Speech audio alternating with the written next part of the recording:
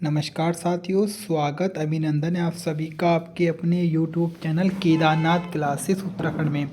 तो प्यारे बच्चों, आज की हमारी ये वीडियो होने वाली है स्नातक स्तरीय भर्ती परीक्षा के बारे में। आज की वीडियो में हम कई सारे मुद्दों पर चर्चा करने वाले हैं, साथ ही साथ हम इसमें कट ऑफ भी आपको बताएंगे और पेपर लीक प्रकरण के बारे में सब चीज़ हम आपको विस्तार से जानकारी देने वाले हैं। देखिएगा, आज 21 सितंबर को हमारा स्नातक स्तरीय परीक्षा हुई थी, जिसमें हमारे बीडीओ, बीपीडीओ, लेखपाल और पटवारी आदि के पद थे। हम सब जितने भी जिन छात्रों ने लगभग 1 लाख बच्चों ने लगभग मैं मानता हूँ एग्ज़ाम दिया होगा, 80,000 से लेकर 1 लाख बच्चों ने। और सारे ही बच्चे जब एग्ज़ाम हॉल से निकले होंगे तो एकदम से एक खबर आग की तरह फैल चुकी थी कि पेपर लीक हो गया है।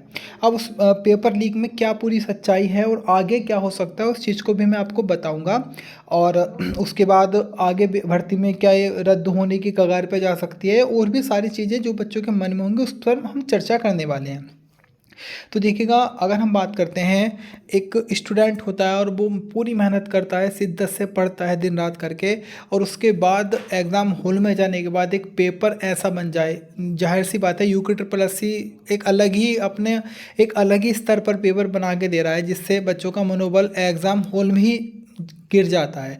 उसके बाद जब बाहर निकलते हो और लीक जैसी खबर जब बच्चा सुनता है तो अपने आप को, कोई भी स्टूडेंट हो मेहनती, वो ठगा हुआ सा महसूस करता है, क्योंकि एक तरफ तो पेपर ऐसा बना दे रहे हैं और ऊपर से इतनी सिक्योरिटी होने के बाद भी क्या खबर मिलती है बच्चों को कि भाई पेपर लीक हो गया। अब वो पेपर में क्या सच्चाई है, क्या झूठ है, हालांकि जब ये चीज़ें निकल कर आए तो कुछ ना कुछ तो वहाँ पे रहा होगा। हम ये नहीं कह रहे कि हाँ भाई पेपर लीक हो गया, चाहे वो कैसे भी रहा हो, किसी की भी उसमें एक तरीके से हम ये कह सकते हैं किसी बच्चे ने कर दिया हो वो प्रकरण, या जो भी चीज़ हो, अभी हम उसके बारे में भी चर्चा करेंगे। जो माननीय UPSC के अध्यक्ष जी ने कहा है उस पर भी मैं बताऊंगा।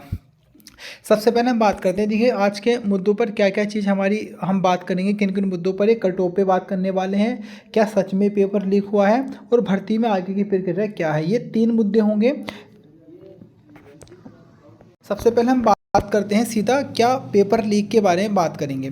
देखिएगा, आपने एक खबर कल सुनी होगी, हमारे चैनल के माध्यम से भी आपको बताया गया था कि जो नकल माफिया को सरगना था हाकम सिंह रावत की कल गिरफ्तारी कराई गई थी। ये वही हाकम सिंह रावत है जो पुराने समय में भी पहले स्नातक स्तरीय परीक्षा में भी ये धांधली के मामले में जेल जा चुका है। यही हाकम सिंह रावत 15-15 लाख रुपए में बच्चों से एक तरीके से सौदा तय कर रहा था इस भर्ती के बारे में। हालांकि हमारी एसटीएफ ने बहुत अच्छा काम किया और उसको पकड़ लिया।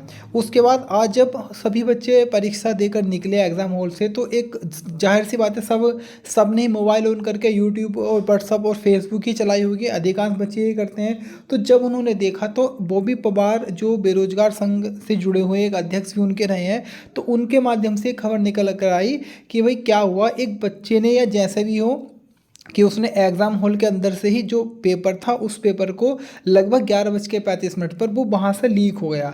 तो उसमें अगर हम बात करें, जो माननीय अध्यक्ष हैं UPSC के, उनका कहना क्या है, उन्होंने ये कहा है कि ये पेपर किसी तरीके से लीक नहीं हुआ, किसी बच्चे ने मक्कारी की है। अब ऐसा समझ लो, मान लो कि ये कोई एग्ज़ाम हॉल है, एग्ज़ाम हॉल में बच्चा किसी रूम में एग्ज़ाम दे रहा हो और किसी तरीके से वो मोबाइल लेकर चला गया हो अंदर, और उसने मोबाइल अंदर ले जाके फ़ोटो क्लिक करके और अपने किसी साथी को व्हाट्सएप पे सेंड कर दिया हो। ये मतलब अनुमान लगाए जा रहे हैं। हालांकि अभी इसकी जांच होगी पूरे तरीके से।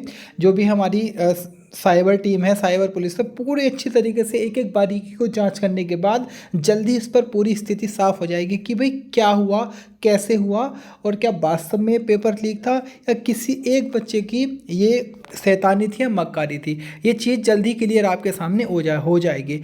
हालांकि UPSC के अध्यक्ष का कहना साफ साफ है कि पेपर किसी भी तरीके का अभी लीक होने की कोई खबर नहीं है। ऐसे ही एक प्रकरण हमें फॉरेस्ट गार्ड में देखने को मिला था।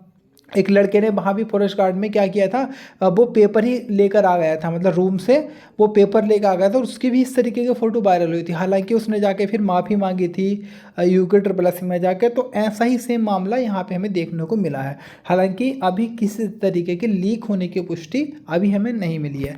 इसके बाद देखिएगा, अब जो बच्चों का वर्ग है, बच्चे हैं वो 2 वर्गों में लगभग बढ़ चुके हैं। जिनका पेपर बहुत अच्छा हुआ होगा तो वे तो ये चाह रहे हैं कि पेपर रद्द नहीं हो, और जिन बच्चों का पेपर ख़राब हो गया हो तो उनके मन में कहीं ना कहीं ये होगा कि भाई हाँ पेपर रद्द होना चाहिए। और जाहिर सी बात है, देखिएगा अगर पेपर में मान लो धांधली हो गई या लीक हो गया तो जिसका अच्छा स्कोर हो रहा है तो उसका भी क्या हो सकता है, गिर सकता है। लेकिन ये हमारे सोचने की बात है लीक है या नहीं, लेकिन अभी कोई भी ऐसी जानकारी पक्की नहीं है कि ये लीक है। कोई एक पक्का साक्ष्य हम नहीं कह सकते लीक का। हालांकि ये अभी जो प्रकरण हुआ है क्लासरूम से पेपर व्हाट्सएप के माध्यम से बाहर गया था, इसका अभी जांच होगी, उसके बाद क्लियर हो जाएगी सारी चीज़ें। री एग्ज़ाम होना है क्या होना, वो सारी देखने वाली बात होगी।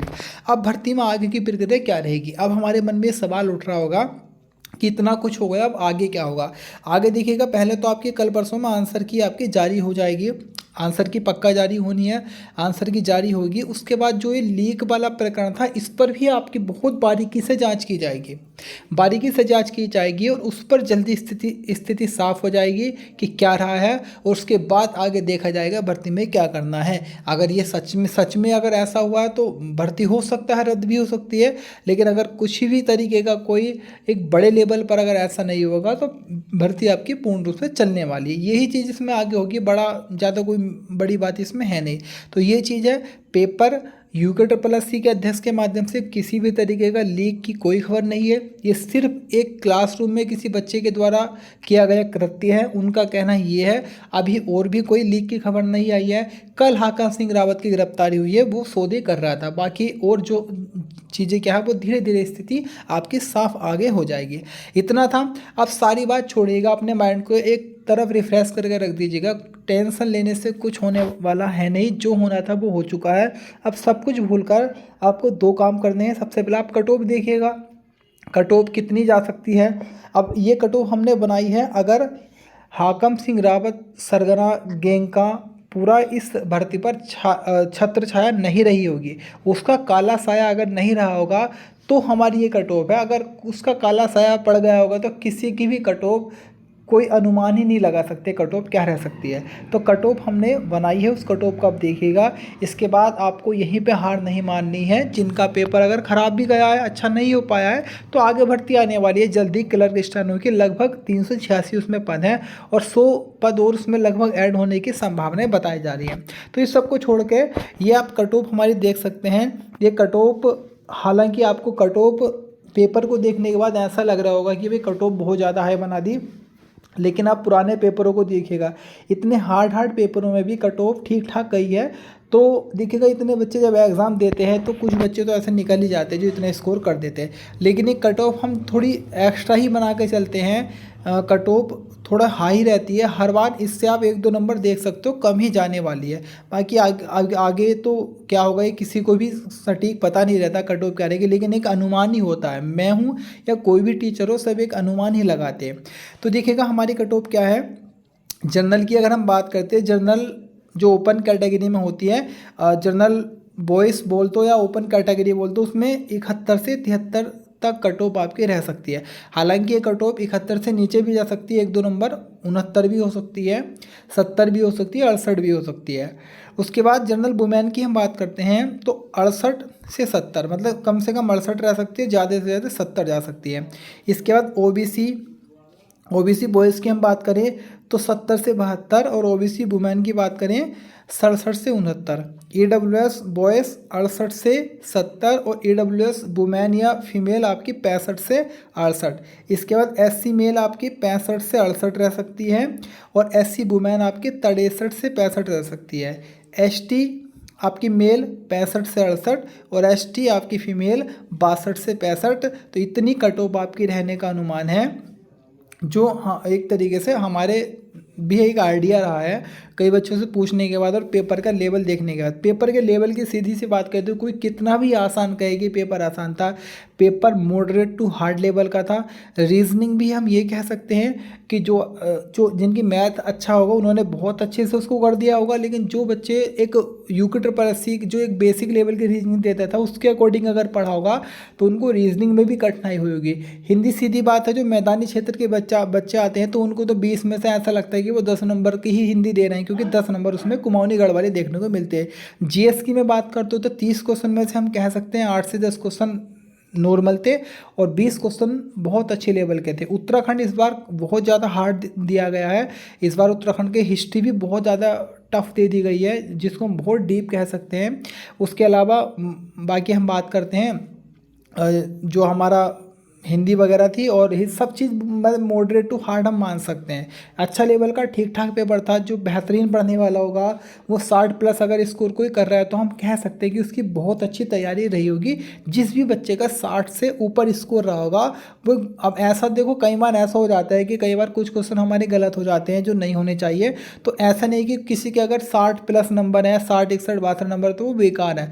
60 तक जो स्कोर कर रहा है तो वो बहुत अच्छा होगा, अपनी तैयारी बहुत बढ़िया करने वाला बच्चा होगा जो भी 60 नंबर को छू रहा है ऐसे पेपर में। और ऐसे ही बच्चे आगे आने वाली भर्तियों में कामयाब होंगे। अगर वीडियो अच्छी लगी हो तो चैनल को सब्सक्राइब करना। आज के लिए इतना ही, मिलूंगा कल फिर एक नवीनतम वीडियो के साथ। फिलहाल के लिए धन्यवाद।